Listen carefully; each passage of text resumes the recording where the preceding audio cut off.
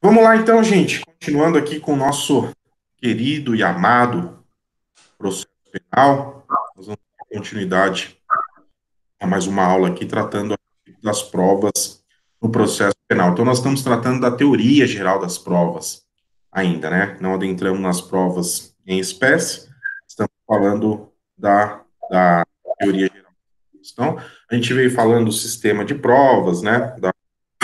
Qual que é a necessidade da prova, falamos de provas, luta que existe aqui nas provas para captação psíquica do juiz, da forma das provas, os três sistemas que existem para valoração das provas. E, por fim, aí, nós terminamos, então, falando a respeito do alcance da liberdade do juiz, né? E iniciamos aí falando do princípio da identidade física do juiz, né? Acho que eu falei um pouquinho da identidade física do juiz com vocês, princípio esse que está lá no artigo 399, parágrafo 2º do Código de Processo Penal. Por base desse princípio, então, gente, surgiu a necessidade de nós termos uma audiência uma audiência única, uma audiência, então, chamada de audiência de instrução e julgamento. O próprio nome já diz. É uma audiência, então, de instrução e a audiência também é de julgamento.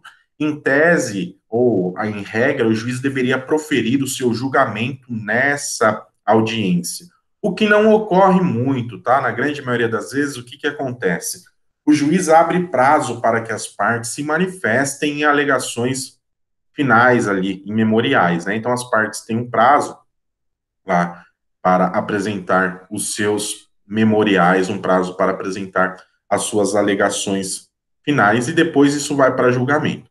Então, isso ocorre quando? Quando forem casos complexos, né, e que requerem um estudo técnico maior para que o advogado possa fazer a sua peça. Mas a regra seria que, encerrada a instrução, ou seja, ouvida todas as testemunhas, né, produzidas as provas que deveriam ser produzidas em audiência, feito o interrogatório do réu, as partes fizessem ali os debates orais, apresentassem as suas alegações finais de forma oral, tendo 20 minutos para o Ministério Público, podendo ser prorrogado por mais 10, e 20 minutos para a defesa, também sendo prorrogável isso por mais 10. Então, isso para privilegiar essa identidade física do juiz. O juiz que presenciou toda a instrução, então seria o juiz que exerceria o julgamento, tá? Então, ele presenciou a instrução, ninguém melhor do que ele para presenciar, para emitir o seu julgamento. Eu disse para vocês lá no começo, gente, então falei para vocês no comecinho, né, que a prova é uma luta para a captação psíquica do juiz.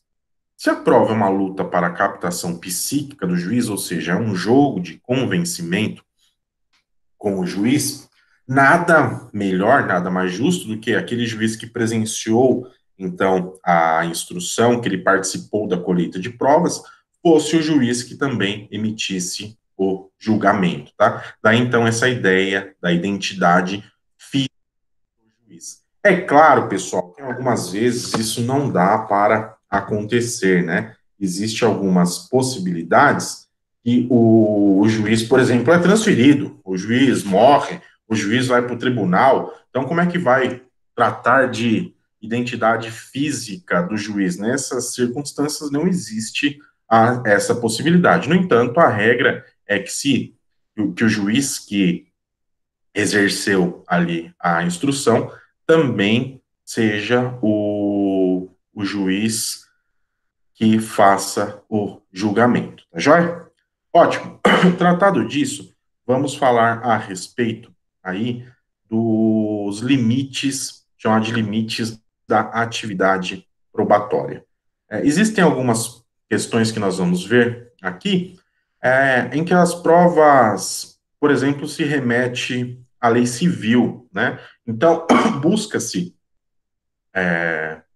o, busca-se aqui uma prova em outro lugar que não no processo penal. Nessas circunstâncias, né, como é que ocorre? Então, quando nós precisamos, por exemplo, de uma prova lá no direito civil, aqui nós vamos encontrar aquilo que é chamado de limites extrapenais da prova. Então, limites extrapenais da prova. O próprio nome já diz, gente, é um limite extra-penal, ou seja, sai da lei penal e ele vai se remeter lá para um outro tipo de prova, em outro tipo de esfera, na esfera civil aqui, por exemplo, tá? Vejam só, pessoal, existe uma agravante chamada de agravante genérica, que está no artigo 61, inciso 2, a linha E do Código Penal. Lá diz assim, olha, que agrava-se a pena se o crime tiver sido cometido contra ascendente, descendente, irmão ou cônjuge, tá? Então, crime cometido contra ascendente, descendente, irmão ou cônjuge, nós vamos ter uma agravante da pena. Vai agravar a pena do sujeito. O juiz pode subir um pouquinho essa pena. Eu pergunto para vocês, como é que eu provo que o crime foi cometido contra ascendente, descendente, irmão ou cônjuge? Como é que eu faço essa prova? Essa prova é um meio de prova que eu somente posso fazer com base em certidões. Certidões extraídas lá na lei civil. Certidão de casamento, certidão de nascimento. E, na verdade, são provas que somente são admitidas por certidões. Ora, eu não tenho como provar que alguém é ascendente do outro se não for por meio de uma certidão. A certidão é o meio necessário para que isso aconteça, né? Então, aqui eu preciso de uma certidão de casamento, de nascimento. Essa prova, que é um documento estabelecido pela lei civil, vai fazer prova aqui no processo penal. O mesmo ocorre, gente, em caso de extinção de punibilidade por óbito do agente. Você pegar lá o artigo 107 do Código de Processo Penal, desculpem, do Código Penal, vai trazer lá as hipóteses de extinção de punibilidade. Nos casos, então, da extinção da punibilidade pela morte do agente, como é que se prova que o agente morreu? Eu somente consigo provar que o agente morreu por meio de uma certidão de óbito, né? Na verdade, eu posso até trazer uma testemunha para falar que o agente morreu. No entanto, não é uma prova idônea, é por meio de certidão de óbito que eu provo, tá? Então, existem possibilidades que eu tenho que buscar a prova que vai fazer prova aqui no processo penal, né, com base em outra legislação, aqui na lei civil, né? Então, aqui nós temos os limites, de limites extra penal da prova, tá? Então, a prova é extra penal. Eu a busco lá no direito civil, com base nas regras do direito civil. Nós temos, pessoal, dois tipos de provas. Nós temos as provas que é chamada de nominadas e as provas inominadas, tá? Então, provas nominadas e provas inominadas. Quando nós formos estudar, muito provavelmente semana que vem, nós vamos tratar a respeito das provas em espécie, nós vamos ver que, em regra, tá? Em regra, o rol de provas previstos no Código de Processo Penal, ele é um rol taxativo. Então, ele é um rol taxativo. Eu não estou afirmando aqui categoricamente que eu não posso produzir outros tipos de prova. Sim, eu posso produzir outro tipo de prova. No entanto, eu devo ter muita cautela, tá? Essa produção de outras provas que não tem previsão no Código de Processo Penal, ela deve ser muito cautelosa para que eu não venha afrontar o sistema legal de provas, tá? Então, eu não afronte o sistema legal de provas. Vejam só, quais são as provas nominadas? Tem uma série de provas nominadas, né? Então, tem os depoimentos, tem perícia, prova documental. Então, todos esses tipos de provas que tem lá o nominho dela no Código de Processo Penal ou outra lei esparsa, nós estamos diante da prova as provas nominadas, porque elas recebem um nome. O próprio nomenclatura aqui que nós estamos tratando já diz prova nominada. Então, elas têm um nome. Essas provas estão recebendo um nome. Essas provas são categorizadas. Aí. E nós temos também, como eu já disse para vocês, as provas inominadas. As provas inominadas são aquelas que não têm a previsão no Código de Processo Penal. No entanto, uma vez exercida com cautela, eu posso realizar essas provas. Olha só, eu tenho uma prova, gente, que é chamada de prova, uma prova de reconhecimento de pessoas ou coisas, né? Então, isso é uma prova nominada, tem a sua previsão no Código de Processo Penal. Aí, eu pergunto para vocês: eu posso fazer uma prova de um reconhecimento olfativo, por exemplo? Posso fazer uma prova de reconhecimento olfativo? Posso fazer uma prova de tato, por exemplo? Posso. Existe essa possibilidade, embora essa prova não tenha previsão no Código de Processo Penal. Por que eu posso fazer isso? Porque isso não afronta o sistema legal de provas. Embora não exista a previsão legal dessa prova, se ele não afrontar o sistema legal de provas, existe possibilidade, então, da realização desse tipo de prova, né? Então, o reconhecimento sonoro, né? Olha só, gente, imagine a seguinte situação, que eu vou falar para vocês. Um crime de sequestro, por exemplo, um crime de sequestro. A polícia ali está tentando determinar o local que o sujeito ficou no cativeiro. Bom dia, Alexandre. O sujeito ficou no cativeiro. Então, imagine que a vítima relatou para a autoridade policial que o local que ele estava no cativeiro era um local que emitia um certo som constante, que parecia uma turbina de uma empresa trabalhando. A polícia desconfia que é um determinado local, leva esse sujeito até lá e ele faz esse reconhecimento sonoro. Olha que interessante. Existe essa prova de forma nominada no Código de Processo Penal? Não existe prova de reconhecimento sonoro. No entanto, é possível a existência dessa prova, é fazer essa prova? É possível, tá? Então, existe a possibilidade. A ideia, então, gente, a testemunha surda e muda, Vânia, ela é ouvida por meios dos sinais lá de Libras, né? Aí tem outros tipos de prova, né? A testemunha surda e muda também, se ela não ouve, existem outras possibilidades de provas. Então, olha que interessante, né? Como nós estávamos dizendo, existe a possibilidade da realização desse tipo de prova, ainda que não tenha previsão no Código de Processo Penal. A ideia aqui, pessoal, é que eu não posso produzir provas que são vedadas. As provas que são vedadas, não, as provas que afrontem a dignidade da pessoa humana.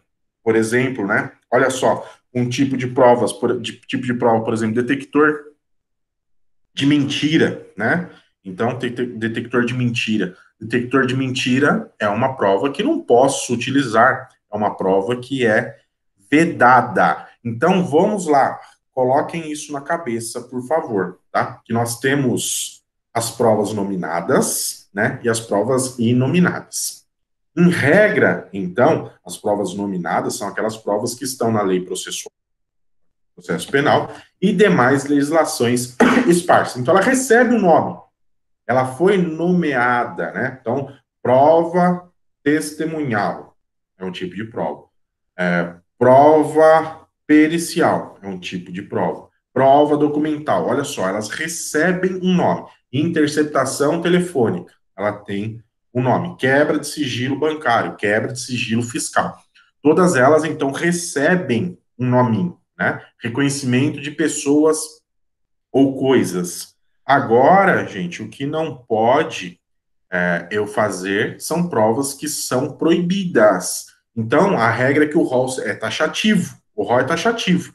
tá? A regra. No entanto, eu posso produzir outras provas desde que essas provas não sejam proibidas pelo sistema legal de provas. Como eu dei o exemplo aqui para vocês, reconhecimento sonoro, por exemplo, tá? Reconhecimento ou existe essa possibilidade. O que a gente tem que ter em mente aqui também nesse momento é que o nosso Código de Processo Penal, pessoal, é de 1940. Então, muitos meios de provas trazidos pelo Código de Processo Penal são meios superados, tá? São meios que já estão superados. O legislador, agora nessa pequena revisão que ele fez aí no Código de Processo Penal, por intermédio dessa lei chamada de pacote anticrimes, ele perdeu a grande oportunidade de fazer uma revisão também na questão de provas dentro do processo penal. Tudo bem, nós vamos utilizando as que existem. Volto a dizer, nós temos que pensar nisso com muito cuidado. Nós temos que pensar com muito cuidado. Por quê? Porque nós podemos, por meio disso, burlar o sistema de provas. Existe a possibilidade de uma burla aqui no sistema de provas. Olha só, eu estou falando para vocês, então, que existe uma prova que chama de prova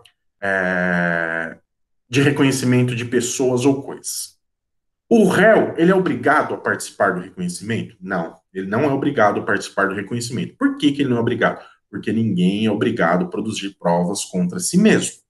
Então o réu fala, eu não vou participar do reconhecimento. Como é que seria o reconhecimento? Você colocaria lá várias pessoas para a vítima apontar quem ela reconheceria como sendo o autor do delito. O réu tem o direito, então, de falar, eu não participarei, eu não vou participar. É direito do réu. Ótimo.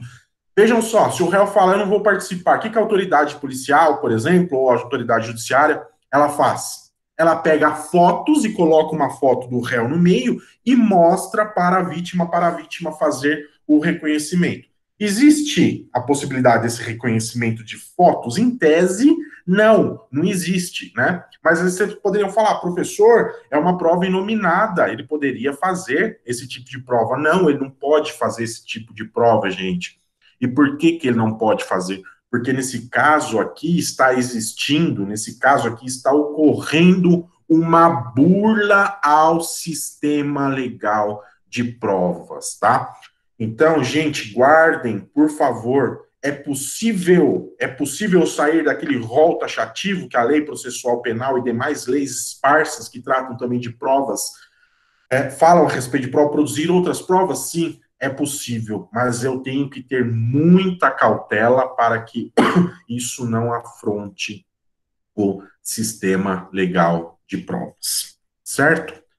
Vamos adiante, então. Vamos falar um pouquinho aqui a respeito. Oi. Tem algum comandamento na lei que deixa essa lacuna para ser utilizado ou não? Qual? Não entendi, Matheus, a pergunta. Se tem alguma parte na lei que deixa não, a utilizar uma prova de uma forma não taxativa, entendeu? Utilizar Não, outra. então, não tem. Mas assim, a ideia é que aquela prova que não é proibida, ela é possível de ser produzida. Entendi. Então, a prova que não é proibida pode ser admitida. Então, todos os meios de provas admitidos em direito, elas são possíveis de serem produzidas. Por isso daí nós temos então a nomenclatura, né? Nominadas são aquelas que têm o nominho dela especificados. Aí nominadas aquelas que não possuem o nome delas lá especificado. A inominada é muito mais fácil, então, em tese de impugnado, que a nominada. Se ela burlar o sistema legal de prova, sim. Uhum. Aí sim. Vamos adiante, gente. Os limites à admissibilidade da prova emprestada. Vamos falar um pouquinho de prova emprestada, né? O nome já diz, emprestada. O que é prova emprestada? Prova emprestada é aquela prova que não foi produzida naquele determinado processo. Eu não estou falando nem que é em outro tipo de processo, um processo civil, um processo administrativo. Prova emprestada é toda a prova que não foi produzida naquele processo. Ela foi produzida em outros processos. Existe a possibilidade de eu trazer prova emprestada para o processo penal? Existe a possibilidade, então, de que eu faça a prova emprestada, eu traga a prova emprestada. Aqui também, gente, nós temos que tomar alguns cuidados. E aqui a gente faz uma diferenciação quando eu falo em prova emprestada. Quando eu falo em prova emprestada, eu estou falando em prova testemunhal, eu tenho que pensar em prova testemunhal e prova documental, tá? Então vamos começar aqui pela prova documental. Prova documental não existe muito problema, não existe muitos questionamentos aqui quanto à prova documental. O que eu faço? Tem uma prova que é um documento que está em outro processo, tá? Então tem um documento que está em outro processo. Eu pego esse documento que está em outro processo e eu traslado ele, ou seja, eu trago ele para o meu processo penal, tá? Eu trago esse documento para o processo penal. Ótimo, não existe problema nenhum quanto a isso. Faço essa prova emprestada. Existe dois probleminhas aqui quanto a isso. O primeiro deles é que se o documento for sigiloso, tá? Então, se o documento for sigiloso, existe aqui um problema, existe uma dificuldade, né? Então, se aquele documento é sigiloso, eu não poderia, na verdade, eu não posso trazer ele para o meu processo. Então, imagine que tem uma prova que eu quero trazer emprestada de um outro processo que diz respeito a uma interceptação telefônica, tá? Ou uma quebra de sigilo bancário. Está lá em outro processo penal, e eu quero trazer essa prova para o meu processo. Eu posso fazer isso? Em regra, não. Em regra, não existe essa possibilidade. Mas aí vocês podem falar, mas Bruno, foi autorizado aquela quebra de sigilo, foi autorizada aquela quebra de sigilo para aquele processo específico. Então, aquele documento que traz as informações fiscais ou bancárias ou telefônica do sujeito, ela serviu para aquele processo específico, tá? Então eu não posso trazer aquela prova daquele processo para o meu processo penal aqui. Aí, e se eu precisar dessa prova? Se você precisar dessa prova, geralmente é o Ministério Público que pede isso, a vítima, o que você faz? Você tem que pedir uma autorização demonstrando a necessidade para que o juiz determine, nesse processo seu, a quebra do sigilo bancário ou fiscal. Aí existe a possibilidade de fazer essa prova e não trazer a prova do outro processo, tá? Então vejam só, pessoal, quando eu falo em prova documental, é possível trazer essa prova emprestada? É possível, é mais fácil, é tranquilo. Nós temos aqui um probleminha quando nós estamos diante de uma prova de um documento chamado sigiloso, um documento tão sigiloso. Aí não tem possibilidade de eu trasladar esse documento, não tem a possibilidade de eu emprestar essa prova de um outro processo. Outra questão muito problemática aqui também é a juntada de sentenças e denúncias. Os promotores de justiça, eles gostam de fazer isso. Então, o sujeito está respondendo por um processo ali, por um processo penal, e o promotor de justiça, ele tem acesso a um outro processo que esse sujeito já respondeu e foi condenado lá nesse processo. O que ele faz? Ele pega a cópia da denúncia, ele pega a cópia da sentença e junta nesse processo. Eu pergunto para vocês, qual que é a finalidade disso?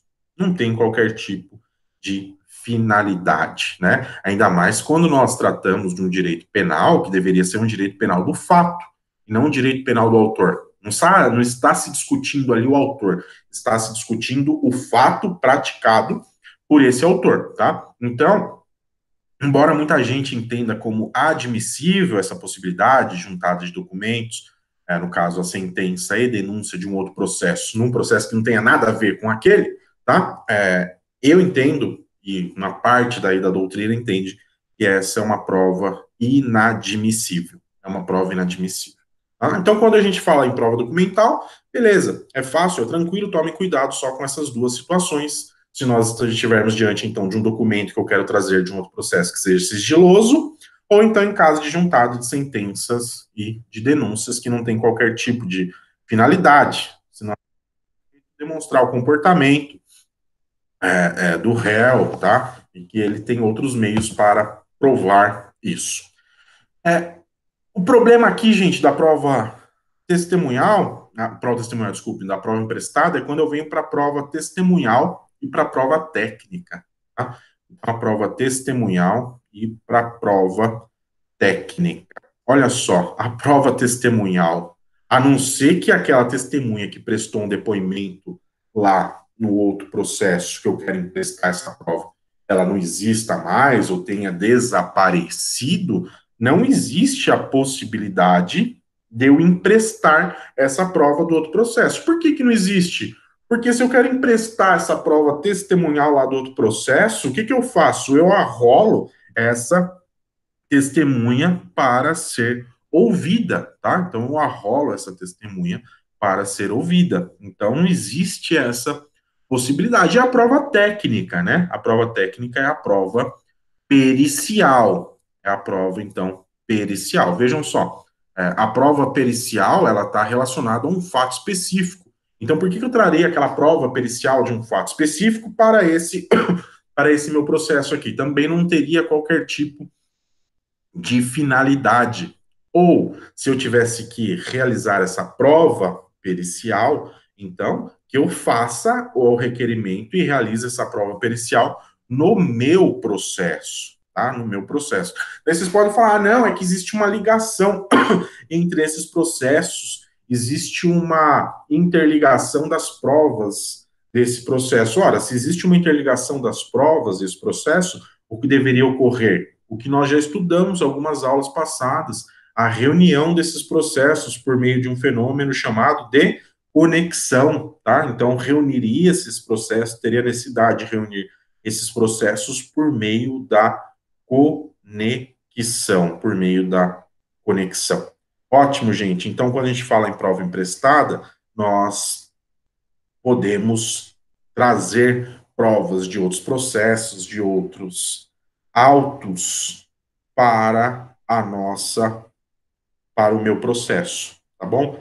Nós temos que tomar cuidado com essas questõezinhas que eu coloquei aqui para vocês. Então, isso eu acho que é tranquilo, tá? Apenas nós tomando os cuidados necessários que eu apontei aqui. Ótimo. Existe uma outra possibilidade, gente, que é chamado de encontro fortuito de provas. Olha só, o que é fortuito? Fortuito é algo meio por acaso, né? Então, é algo que é meio por acaso. Existe essa possibilidade, então, do encontro fortuito de provas. Como que isso acontece? Olha só, imaginem que a polícia vá até uma determinada casa, uma determinada residência, para realizar uma busca e apreensão em busca de drogas. Tá? Então, a polícia vai até esse local para realizar uma busca e apreensão em decorrência de busca de drogas. Chegando lá, nessa casa, tá? Eles procuram, tem que procurar, tá? Eles acham a droga. Ótimo, acharam a droga. Foi a finalidade que eles foram lá. Mas além da droga, eles acham, por exemplo, documentos que provam que aquele sujeito que é o traficante está cometendo o crime de sonegação fiscal. Aí a grande questão é a seguinte: é possível eu utilizar essa prova? É possível eu pegar essa prova que de sonegação fiscal e eu aproveitá-la para um outro processo, para dar início a um processo aí por crime de sonegação fiscal? É possível? Existe essa possibilidade? O STJ já enfrentou essa questão e o STJ já admitiu essa possibilidade, tá? Então, o STJ admitiu essa possibilidade. O STJ aplica um princípio que ele chamou aí de princípio da serendipidade. Princípio da serendipidade, tá? Princípio da serendipidade tem a ver com a história de os príncipes de Serendip, né? Os príncipes de Serendip, e eles fizeram algumas descobertas lá, depois vocês pesquisem a história aí, né? Eu não vou ficar contando a história para vocês, mas eles fizeram algumas descobertas lá, por meios assim, meio inusitado, né? Meio por acaso, utilizando outros tipos de lógica, né? Então, o STJ aplica esse princípio, ele chamou então o princípio da serendipidade, para dizer que são admitidas as provas que elas são achadas de formas fortuita, tá? Vejam só nesse exemplo que eu dei para vocês. A polícia foi até aquele local para fazer o quê? Ela foi até aquele local para colher provas de tráfico de drogas, realizar busca e apreensão para um crime de tráfico de drogas. No entanto, ela acha documentos que levam a indícios de um crime de sonegação fiscal, documentos de sonegação fiscal. Então, o STJ disse assim, ó, é possível eu dar início a uma ação penal com base nesses documentos, existe essa possibilidade. No mesmo sentido, gente, o STF também já decidiu, ele já aceitou a utilização dessa teoria e a utilização dessas provas, tá? Existe uma crítica aqui que a doutrina faz, sobretudo a doutrina mais garantista, né? Que as provas, em tese, elas servem para um determinado processo, para um determinado crime. Então, eu não poderia pegar essa prova e utilizar essa prova para condenar o sujeito lá pelo crime de sonegação fiscal. Então, a doutrina diz assim, ó, o que seria possível? Eu pegar esses documentos que diz respeito à sonegação fiscal e eu dar início a uma investigação sobre isso. Mas o juiz lá no futuro, ele não poderia condenar aquele sujeito com base única exclusivamente nessas provas, tá? Existe essa crítica, então. Mas volto a dizer, o STF e o STJ já decidiram por essa possibilidade.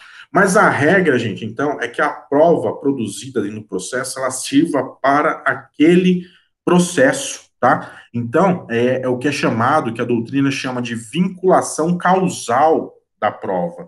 Vinculação causal da prova. Veja um outro exemplo aqui, pessoal. Imagine em outra situação. É feita uma interceptação telefônica para verificar aí o cometimento de crime de tráfico de drogas, tá? Então a polícia vai fazer interceptação, intercepta o telefone de um traficante para a finalidade de um processo que está sendo acusado e sujeito de tráfico de drogas.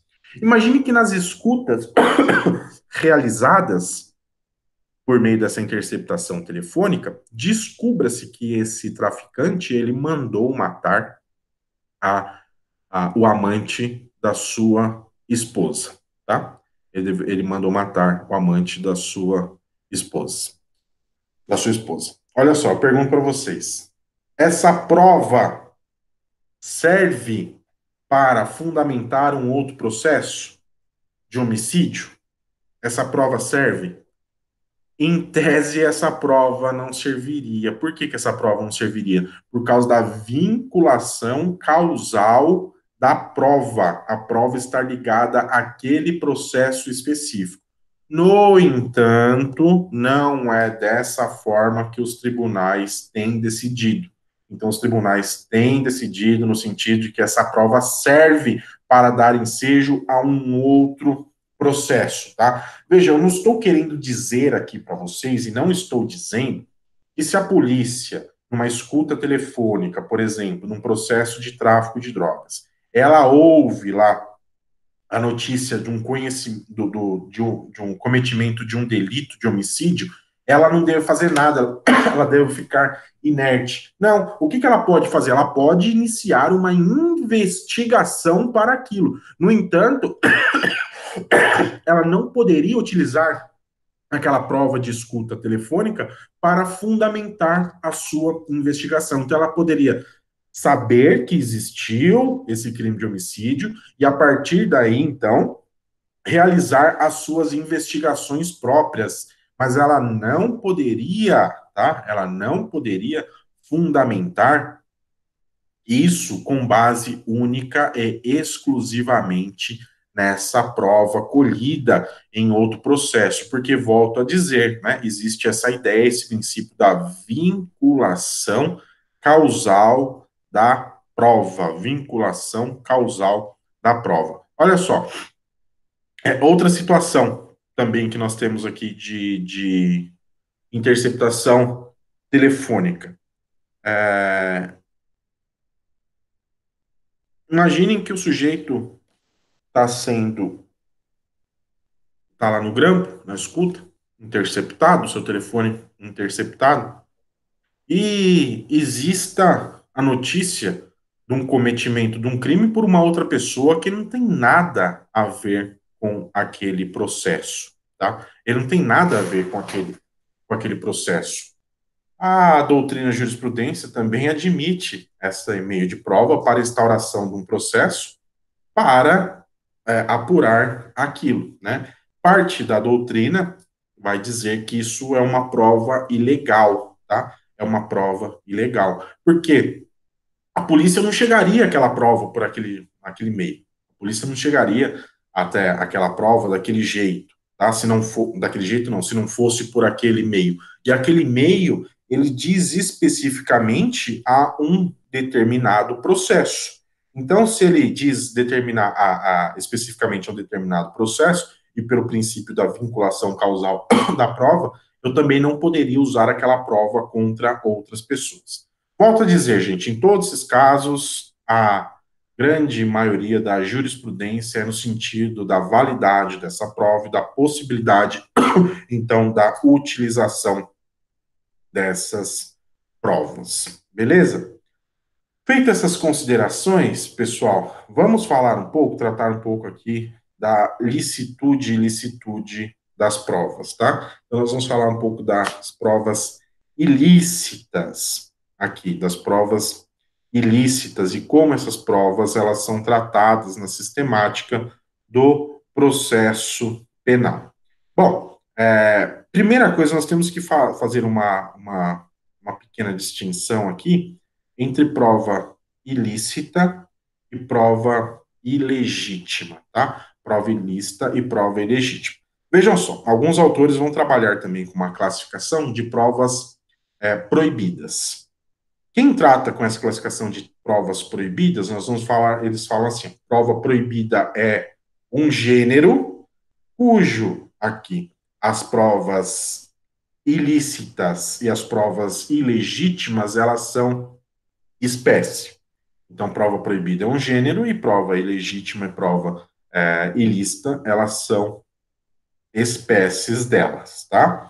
Eu, particularmente, prefiro trabalhar com essas duas nomenclaturas aqui: provas ilícitas e provas ilegítimas, tá? Então, prova ilícita e provas ilegítimas.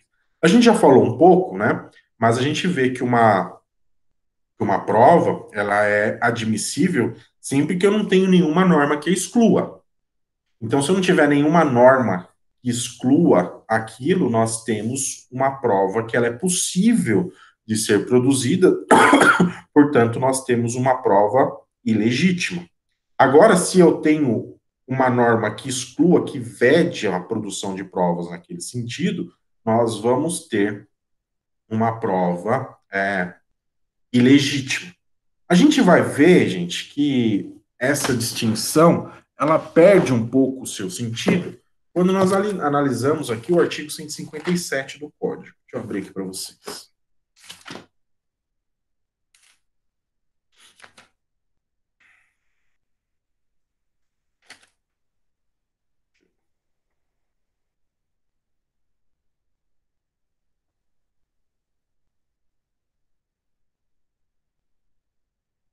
Olha só, o artigo 157 vai dizer para nós que são inadmissíveis, devem ser desentranhadas do processo as provas ilícitas, assim entendidas, obtidas em violação a normas constitucionais ou legais.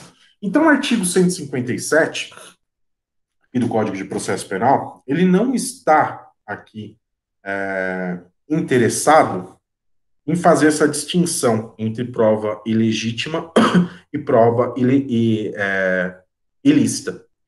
Para o artigo 157 aqui, ele está preocupado em dizer que as provas elas são ilícitas, quer elas afrontem a Constituição Federal, quer elas afrontem o direito material aqui, direito legal. Então, para o artigo 157, ambas as provas ilícitas ou ilegítimas, elas são vedadas, elas não podem ser produzidas.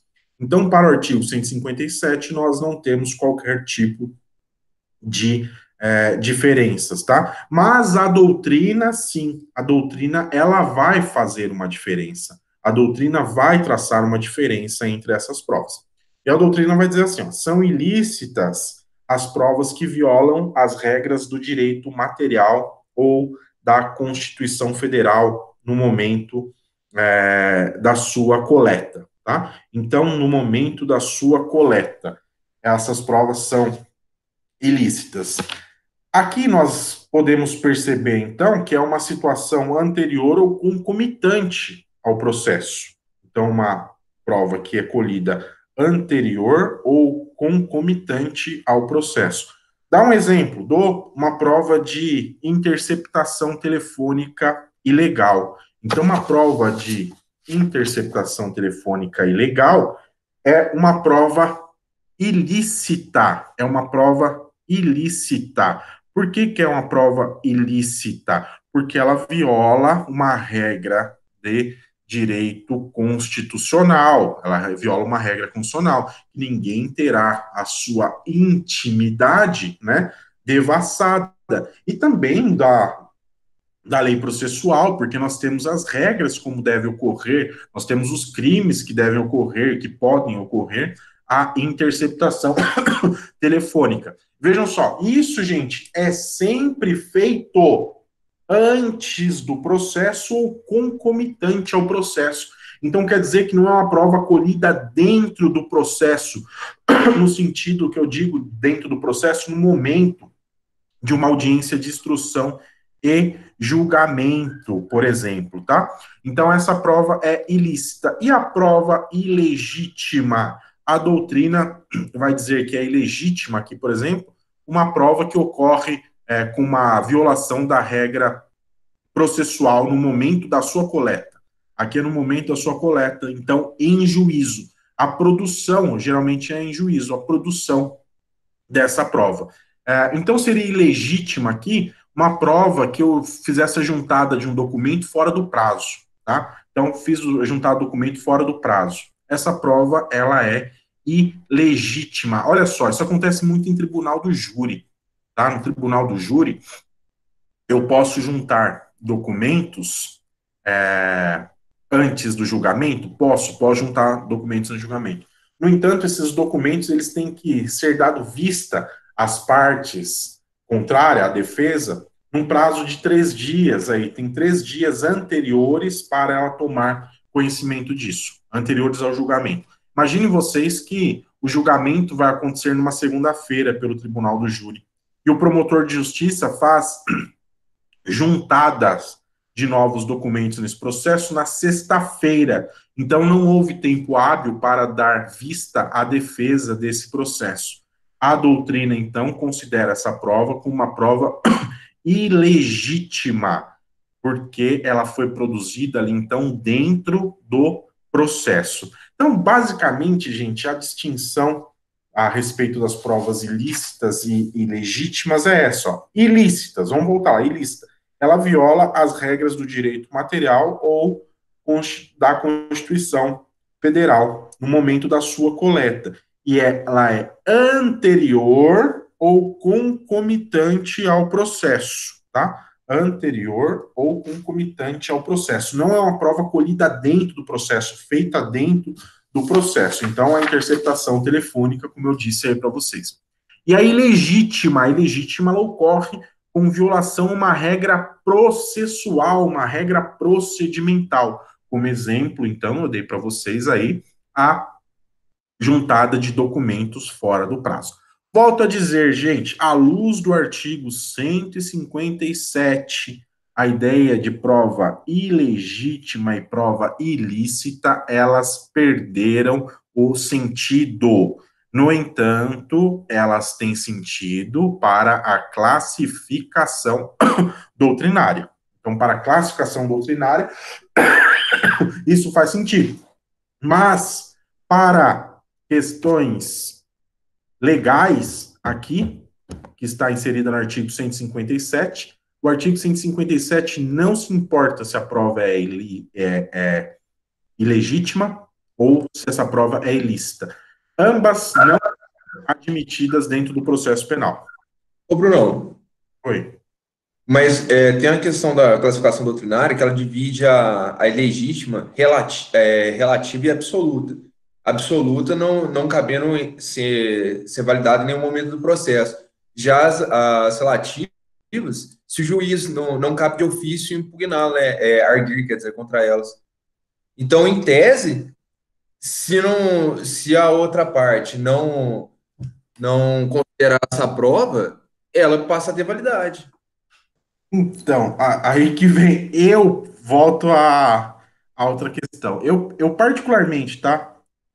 Eu não concordo, porque quem faz essa questão aí, quem traz essa questão, eles fazem, não sei que é uma confusão, mas eles fazem uma mistura com a questão de provas ilícitas e com nulidades. Uhum. Geralmente, uma prova ilícita, aqui, ou ilegítima, ela pode levar a uma nulidade? Pode levar. No entanto, eu não posso tratar esses dois pontos de vistas aqui, junto as provas ilegítimas e as nulidades, tá?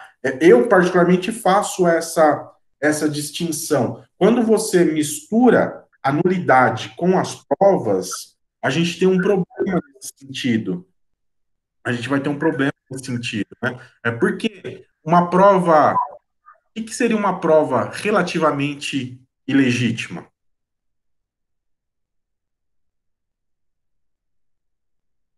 Não, por exemplo, que eu vejo em relação a fora do prazo, vamos supor, a juntada antecipada de provas, Uhum.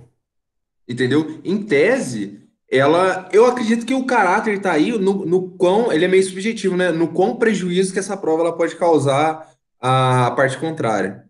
Se for antecipada, tudo bem, né? Mas aí a gente tá, sim, eu volto a dizer, né? Você está levando a questão lá também para o artigo 563 do Código, que vai tratar das nulidades. Nulidades relativas e nulidades absolutas, né?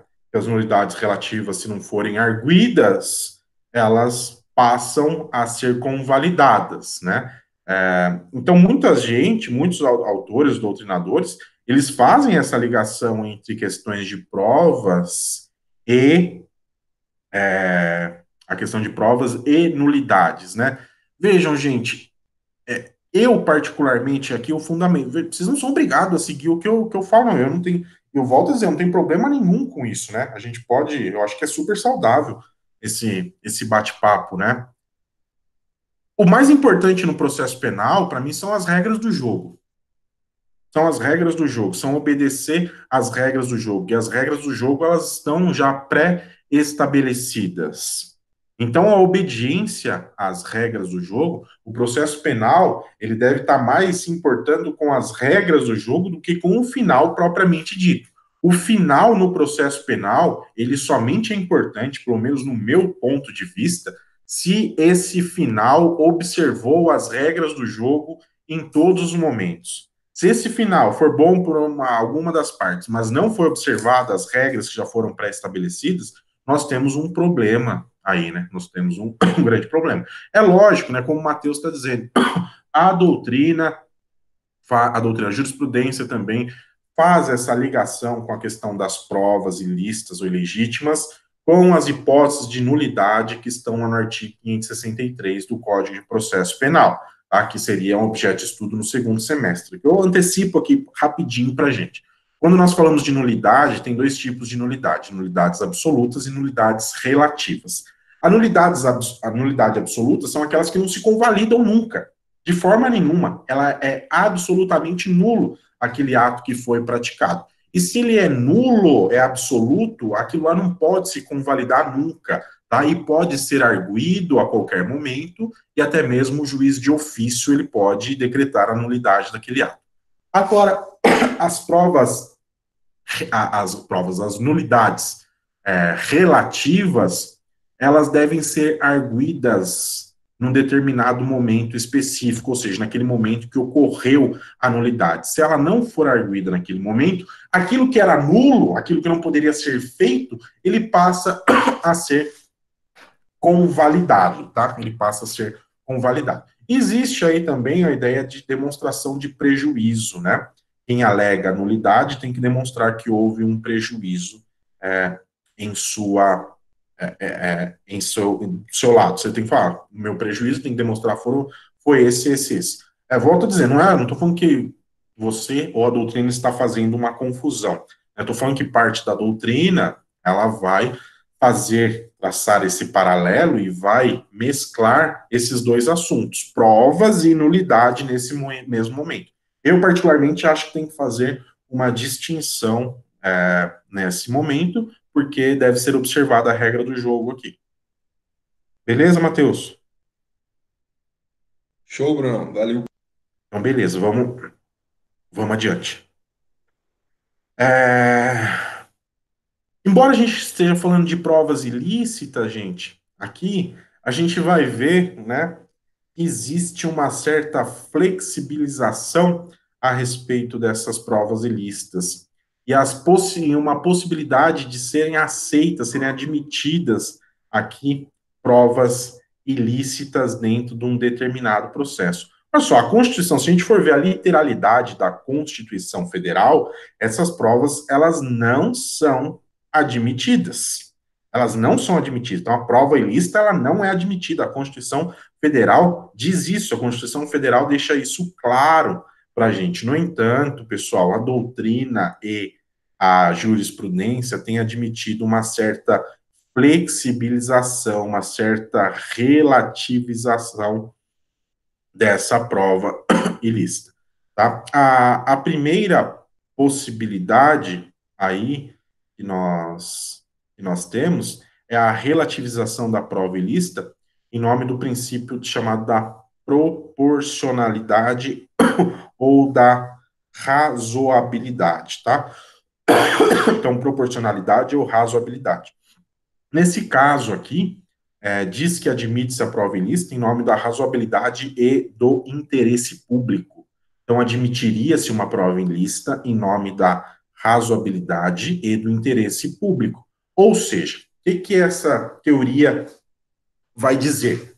Ela vai falar assim, determinada prova foi alcançada por meios ilícitos? Sim, ela foi alcançada por meios ilícitos.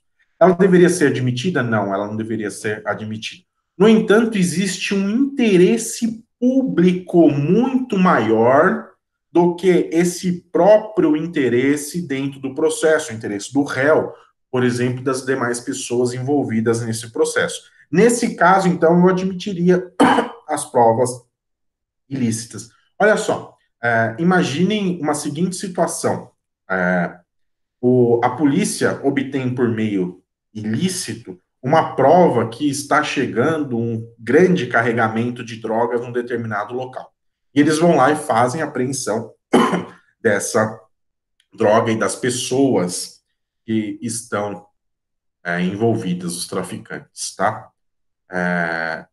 A discussão aqui é nesse sentido. Assim, qual que é o benefício?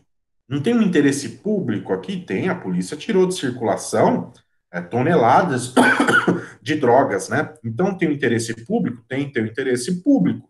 Os defensores dessa teoria aqui iriam dizer, então, nesse caso nós vamos admitir uma prova ilícita porque isso está muito além do interesse particular das pessoas, isso é um interesse público, tá? A doutrina não tem admitido, a jurisprudência, muito bem essa possibilidade, embora exista, tá? Até mesmo porque, gente, interesse público, o que é interesse público? Interesse público é um conceito jurídico indeterminado. Ele possui um conteúdo jurídico indeterminado e de uma subjetividade grande. Aquilo que é interesse público para mim pode não ser interesse público para você. E outra questão importante aqui é que o processo penal como um todo, ele é um processo penal também de interesse público. O processo penal não trata com interesses privados. Então, nós teríamos um confronto aqui entre essas possibilidades, tá? Então, nesse caso aqui, não seria admitida.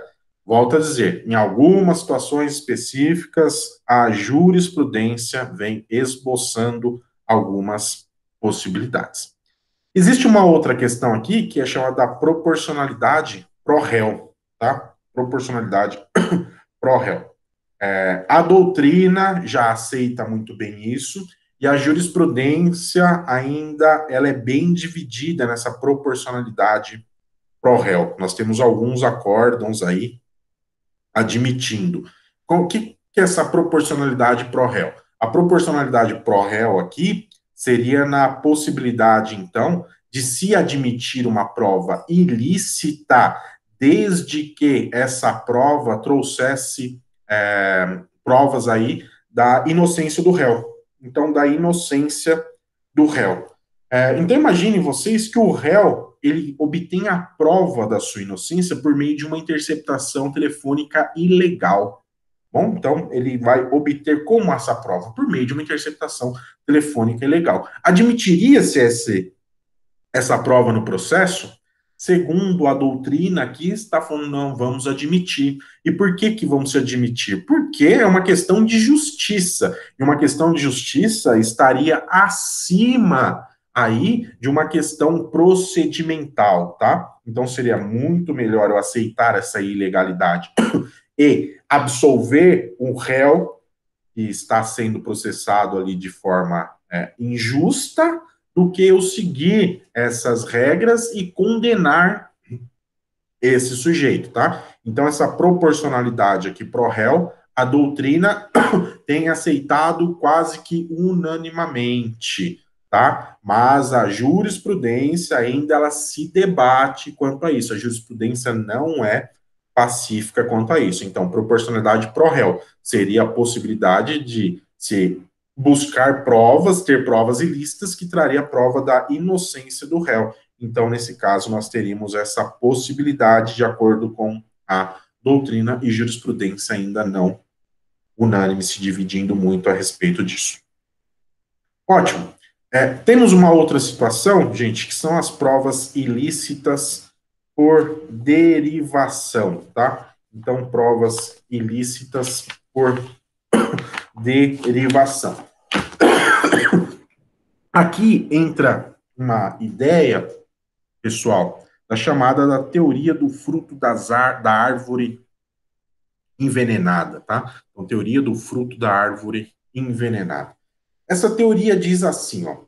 Primeiro eu vou falar dessa metáfora que ela trata da árvore. Imagine que você tem uma árvore que não presta, uma árvore envenenada. Todos os frutos que essa árvore der é um fruto também que não presta. Todos os frutos que essa árvore der, então, é um fruto que não é bom. Ele não vai ser um fruto bom, porque a raiz dessa árvore está contaminada, a raiz dessa árvore está envenenada. Daí surgiu essa ideia, então, teoria do fruto das árvores envenenadas. Quer dizer, então, gente, que se eu colhi uma prova ilícita, tá? A primeira prova, por exemplo, do processo foi ilícita, todas as demais provas que foram produzidas dentro desse processo, que derivaram dessas provas, elas também são ilícitas. Elas também seriam ilícitas, tá? Então, essa é a ideia da teoria do fruto da árvore envenenada, né? Nós temos essa possibilidade aqui no artigo 157, no parágrafo 1º, Pessoal, olha só, o parágrafo primeiro diz assim, ó, são também inadmissíveis as provas derivadas das ilícitas. Então, todas as provas que derivam das ilícitas, elas também são conhecidas, elas também são chamadas de provas ilícitas por derivação. Então, elas são provas ilícitas por derivação. Quer ver uma situação, né? Imaginem aí que a polícia pegue um certo traficante, tá? E dê uma sova nesse sujeito para ele confessar o crime de tráfico e dizer aonde está a droga, tá? Então, essa é uma confissão obtida por meio de tortura. É uma possibilidade legal? Não, não é uma possibilidade legal, é uma possibilidade ilegal. Mas com base nessa confissão, a polícia vai até o local que ele narrou e apreende toda essa droga, prende esse traficante e prende outras pessoas. Né? O que é a questão aqui? Essa prova primeira, essa confissão, é uma prova ilícita. Se essa prova ilícita, o que levou até a apreensão da droga, e essa droga seria o objeto do crime, tá? Essa droga seria o corpo do delito, a materialidade do delito estaria comprovada por meio dessa droga, ela também é ilícita. Olha só, gente, que interessante, né? É como se essa droga, então, não existisse. É como se essa droga não existisse. Eu não estou dizendo para vocês que o delegado de polícia, a autoridade policial, vai pegar essa droga e vai devolver para o traficante. Não, isso aí vai destruir, vai acabar com essa droga. No entanto, isso não pode servir para uma condenação desse sujeito, tá? Porque todas as provas que derivam de uma prova ilícita, ela também é ilícita. No entanto, gente, o parágrafo primeiro do Código de Processo Penal, depois de dizer que as provas derivadas das ilícitas elas são inadmissíveis, ela colocou um salvo aqui. Então colocou uma exceção para nós. E essa exceção está aqui, ó, salvo quando não evidenciado o nexo de causalidade entre umas e outras, ou quando derivadas puderem ser obtidas por uma fonte independente, tá? Quando for obtida por uma fonte independente. A primeira questão aqui, salvo quando não evidenciado um nexo de causalidade, é muito difícil, né? É muito difícil existir, porque sempre vai ter um nexo de causalidade entre essa prova ilícita e as provas derivadas aí, né? O que fica mais complicado aqui para nós, o que vai ter um objeto de estudo para nós, é quando elas puderem ser obtidas por fontes independentes, tá? Então, elas forem obtidas por fontes independentes.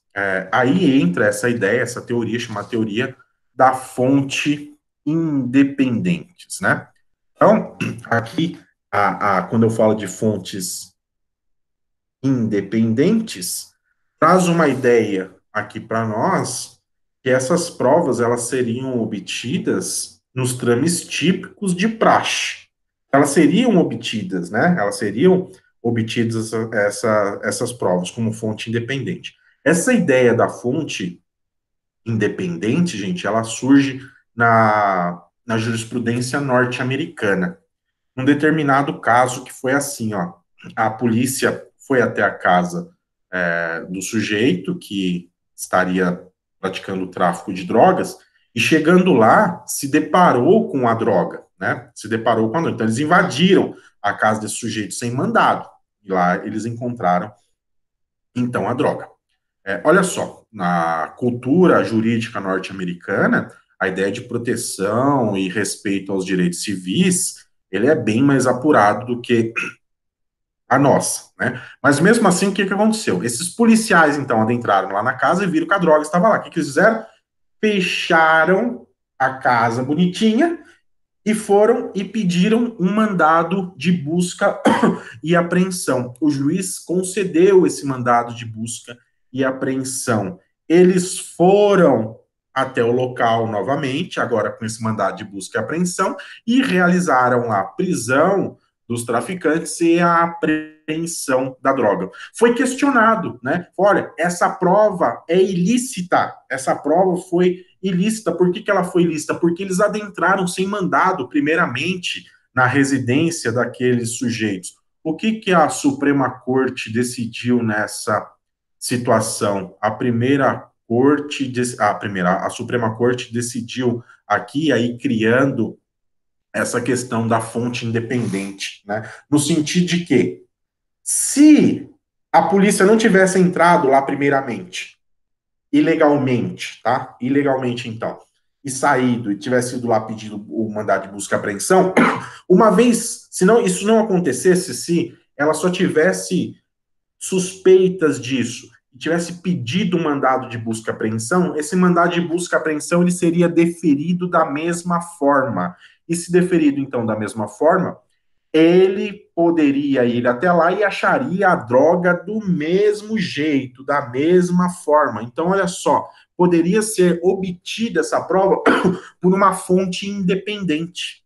Com base nisso, então, a Suprema Corte americana entendeu pela validade dessa prova, tá? Pela validade dessa prova e consequente condenação desse sujeito, tá? Então, isso é a ideia da fonte independente, né?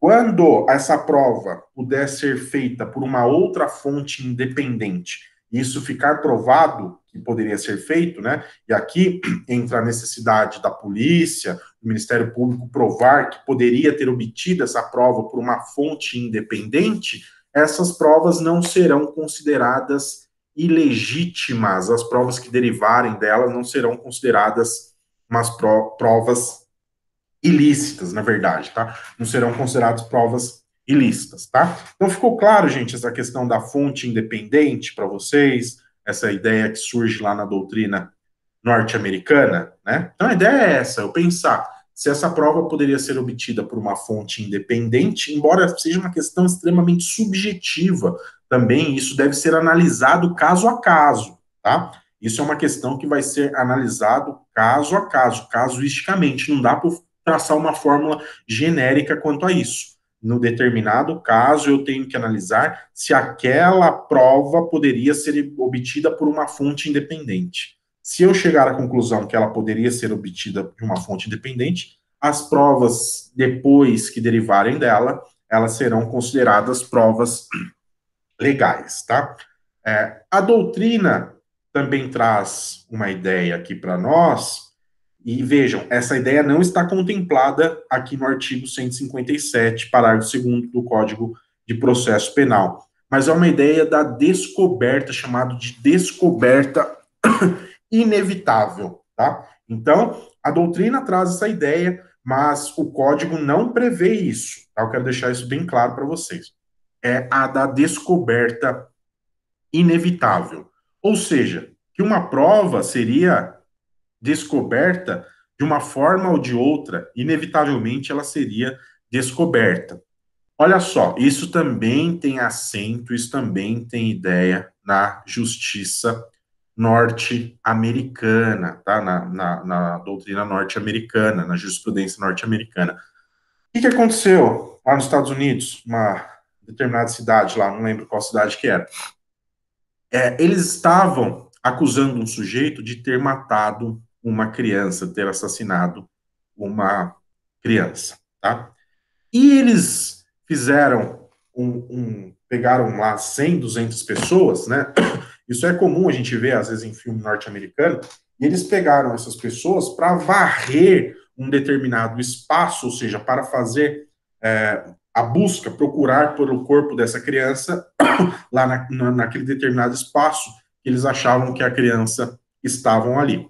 Pegaram, então, mais de 100, 200 pessoas estavam fazendo essa busca.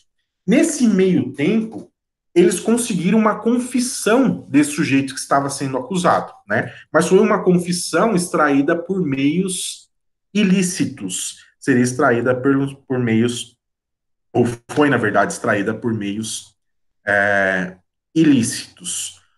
O que foi alegado? Foi, essa prova, então, é ilícita, né? E Eles foram até lá e acharam a criança, o corpo da criança estava lá. Eles alegaram assim, essa prova foi lícita porque essa confissão, então, ela foi obtida por meio ilícito. O que se assentou na jurisprudência norte-americana? Foi no sentido de que, mesmo de que esse sujeito não tivesse confessado, ele não tivesse dito onde estava o corpo, onde ele tinha enterrado o corpo dessa criança, com a forma de busca que eles estavam fazendo, essas 200 pessoas procurando o corpo dessa criança, era questão de horas para eles encontrarem o corpo. Ou seja, eles assentaram aqui essa ideia da descoberta inevitável, tá? Da descoberta inevitável.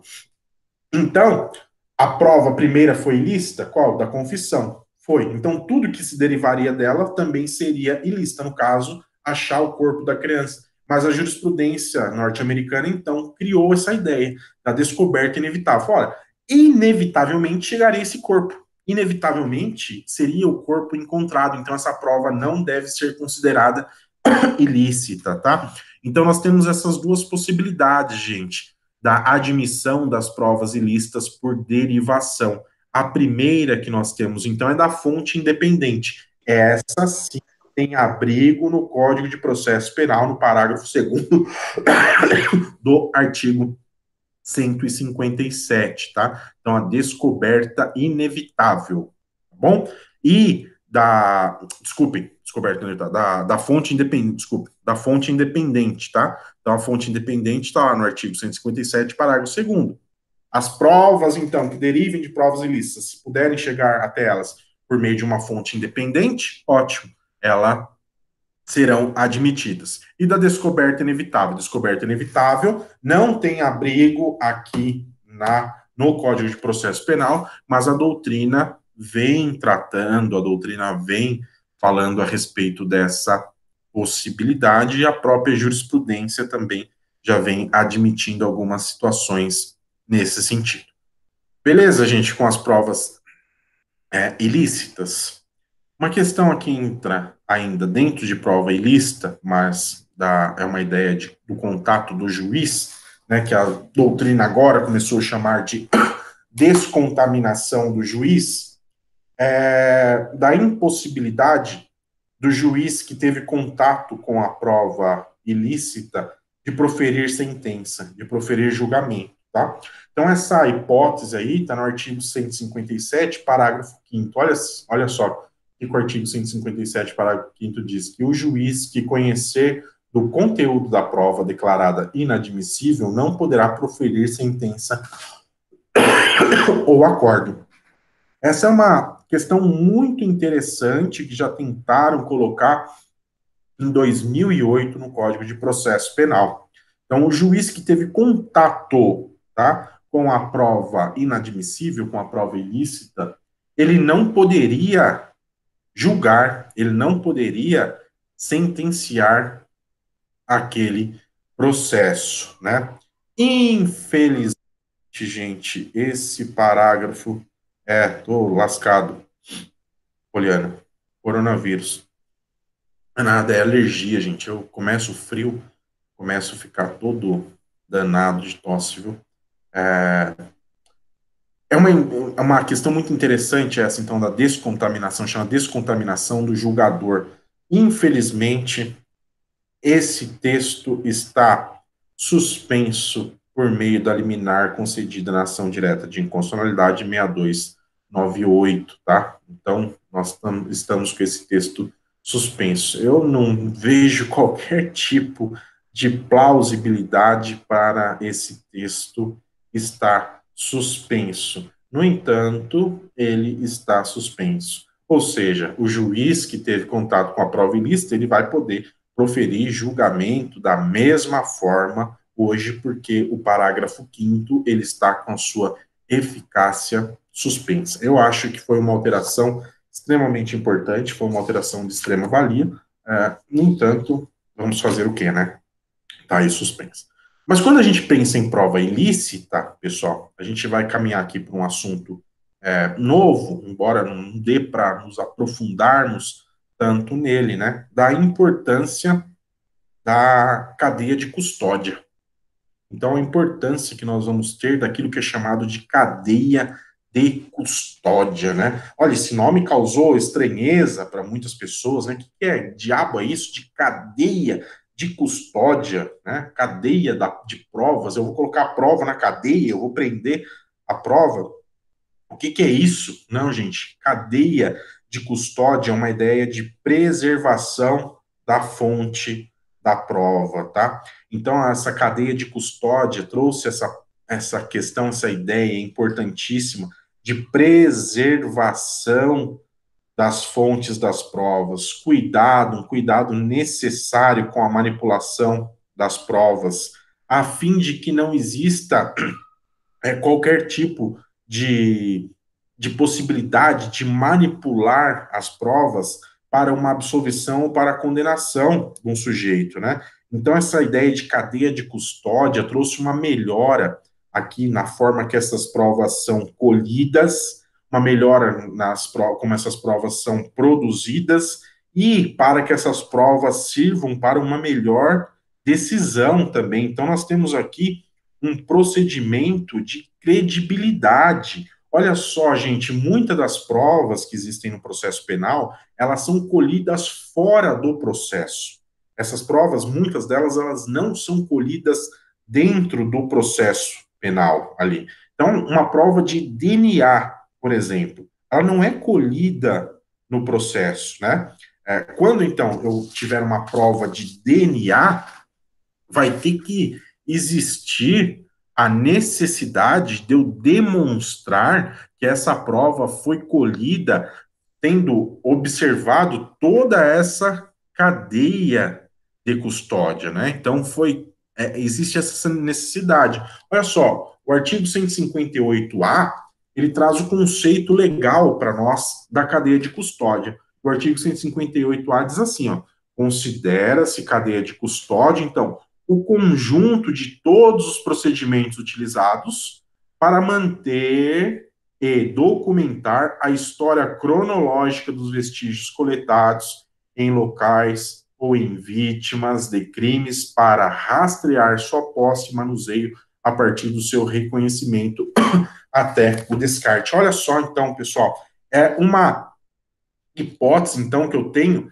para o tratamento adequado da prova, desde lá da sua colheita até o descarte dessa prova.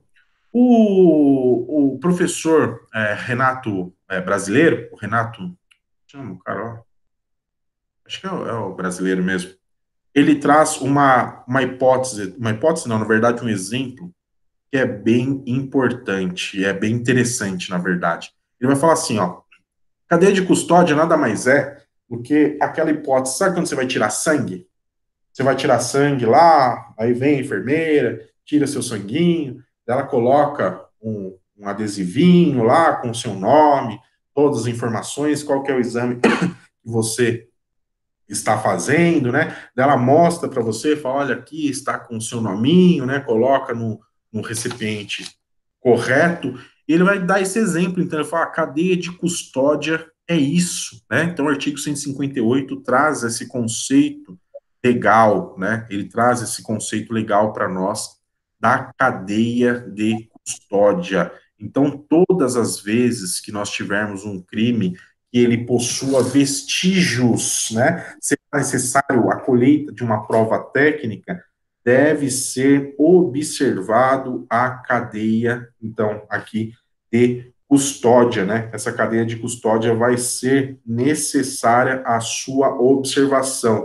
Olha só, gente, tem uma série de procedimentos que eu não vou conseguir adentrar com vocês aqui em todos eles, né? Mas já volto a dizer. Então, o conceito legal está no artigo 158A do Código de Processo Penal, né? Então, existe o 158A.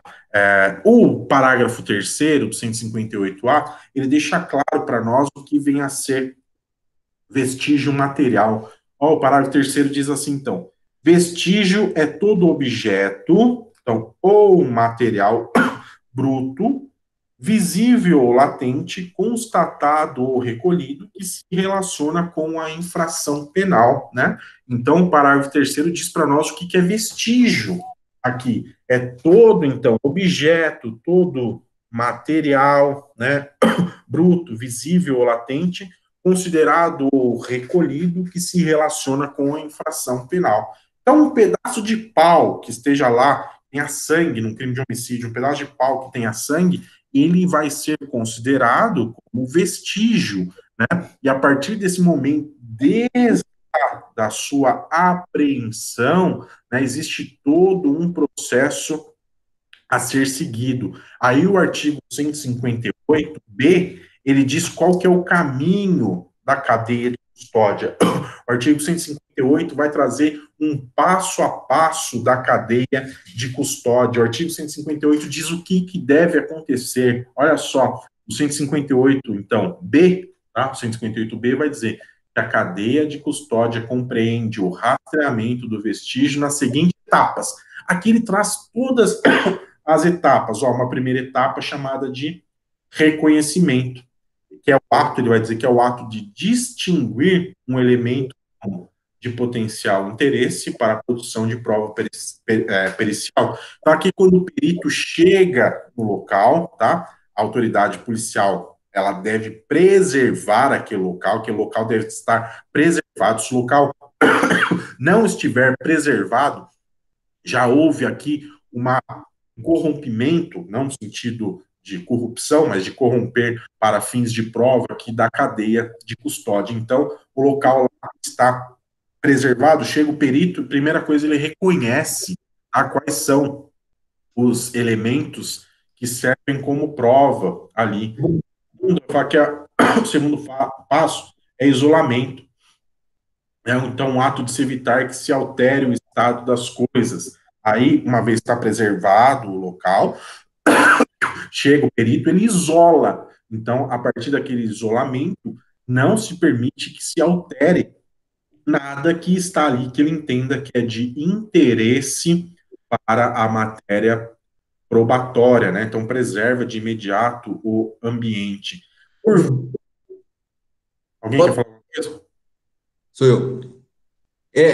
Na realidade, eu vi essa cadeia de custódia de prova, nada mais é do que a logística da prova, né? Em tese. Sim, é o que eu estava falando, que é o caminho, assim, os passo a passo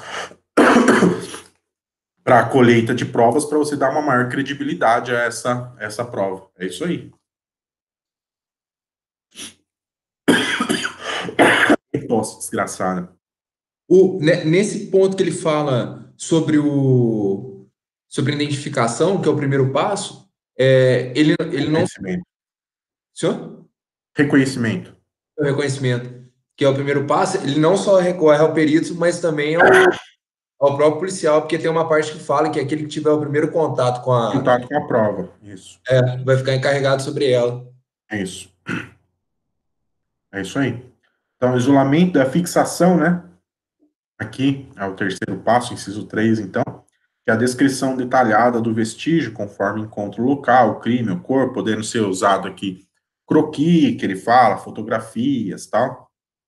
O 4, nós temos a coleta, vou tomar, né? Tá feia a coisa. 4, a coleta, né? Cachaça é bom também. O 4, a coleta, né? É o ato, então, de recolher os vestígios que são submetidos à análise pericial, coleta-se essa prova. O 5, o acondicionamento, né? Então, um procedimento aqui por meio de se acondicionar todas essas provas, esses vestígios. Imagine aqui uma coleta de sangue, de exame de DNA, né? Tem que ter um acondicionamento específico, né? Eu não posso acondicionar de qualquer forma, não posso acondicionar em qualquer frasco, né? Depois tem o transporte. Então, o próximo inciso aí, o 6, vai falar do transporte. Como que eu devo transportar essas provas? Quais são as condições adequadas para transportar essas provas? Né?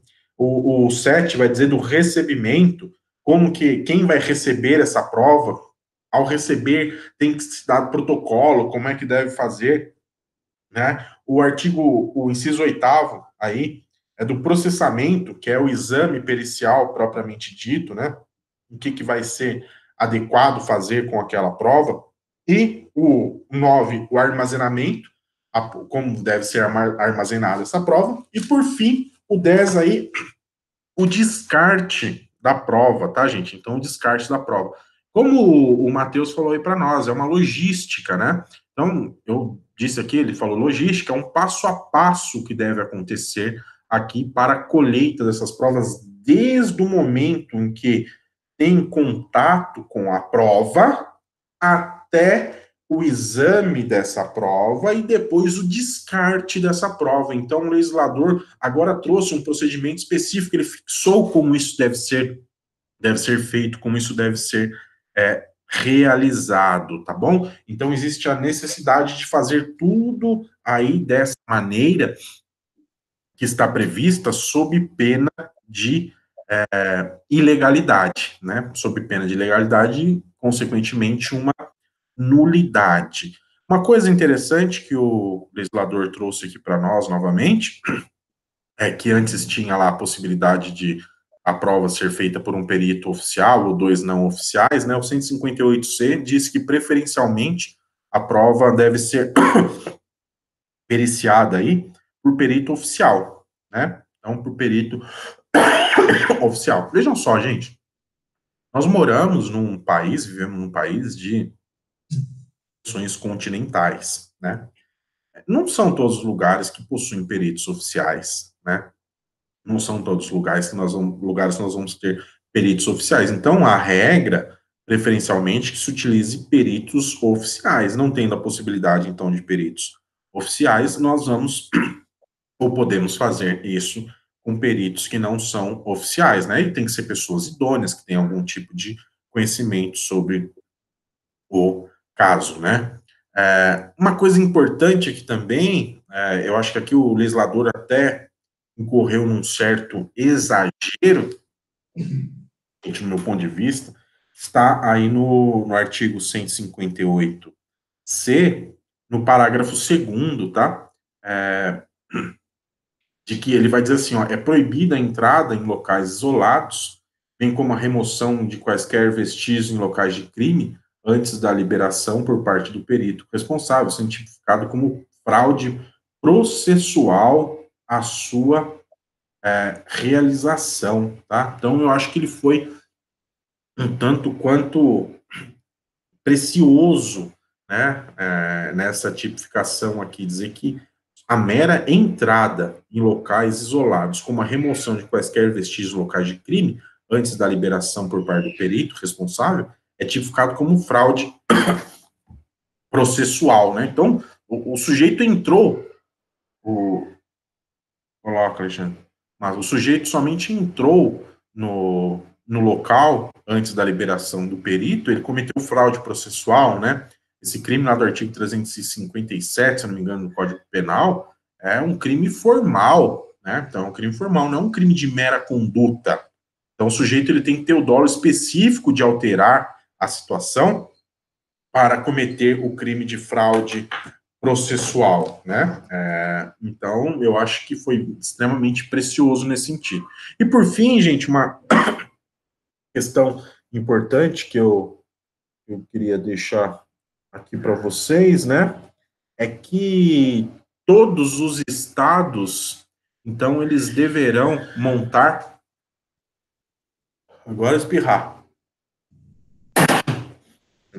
Todos os estados, eles deveriam montar, ou eles devem ter aqui, esse centro de coleta de provas, de realização de perícias, para observar essa cadeia de custódia, né? Então, obrigado, Vânia. Todos os estados devem possuir esse centro aí de cadeia para a realização da cadeia de custódia. Então, os estados que ainda não possuem, eles vão ter que se adaptar a isso, né? Basicamente era isso, gente. Não dá para eu adentrar em todos os incisos aqui com vocês da cadeia de custódia, mas era isso que eu queria dizer para vocês aqui, para que vocês, então, tenham conhecimento dessa cadeia de custódia, né? E o mais importante, aí está no artigo 158B, que é o caminho, então, da cadeia de custódia. É o passo a passo para a colheita de provas, como essas provas devem ser colhidas. Isso deve Bruno, ser muito bem observado. Pois não. uma dúvida que ficou para mim foi o seguinte: No caso de uma prova inidônea, por exemplo, vamos supor num homicídio. Aí, no caso, o primeiro interventor lá,